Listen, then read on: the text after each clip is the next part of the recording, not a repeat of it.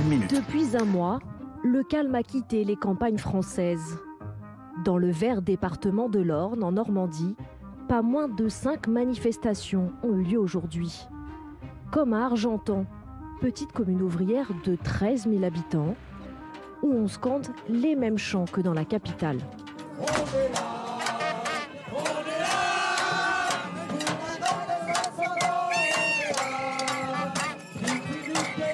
Mais ici, pas de grande place ou de boulevard pour défiler.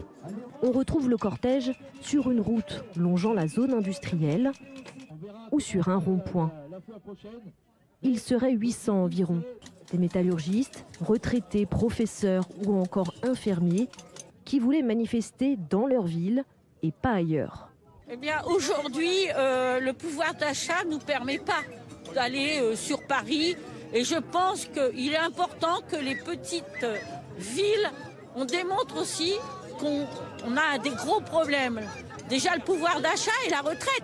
On a nos usines. Ici, il y a 2 usines qui vont fermer. Il y a 200 personnes chez Magneti, 100 personnes chez Hyperfroid.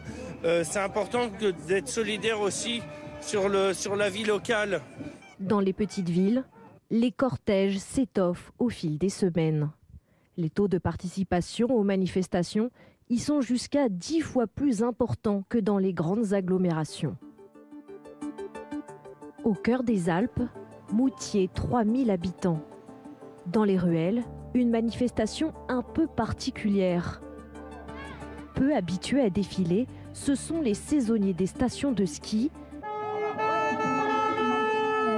qui ont des carrières hachées, précaires et parfois pénibles. Moi je travaille aux remontées mécaniques, donc je suis sur le terrain. Je parle aussi pour mes collègues pisteurs. Des traîneaux à 64 ans, je pense que ça va être compliqué. Comme d'aller faire du PIDA aussi, déclencher les avalanches. Ça risque d'être compliqué, même nous, c'est assez physique quand même. Moi je vais être obligé de bosser jusqu'à 70, 75 ans. Avec désolé d'employer ce mot-là, mais avec des conneries comme ça décidées par Paris, par le gouvernement, ils sont complètement hors du temps et hors des conditions vraiment de terrain. La France des périphéries, nouveau cœur des contestations contre la réforme des retraites. Voilà pourquoi les leaders syndicaux ont décidé d'incarner cette 5e journée de mobilisation à Albi, dans le Tarn. De montrer que ce mouvement il est bien présent sur toute la France, les villes, les villages. Il y a la retraite, mais il y a aussi toutes les problématiques des citoyens et des citoyennes. Je pense à la place des services publics, à la place des transports. Donc ce choix il s'est fait naturellement. Voilà, il n'y a pas que Paris en France.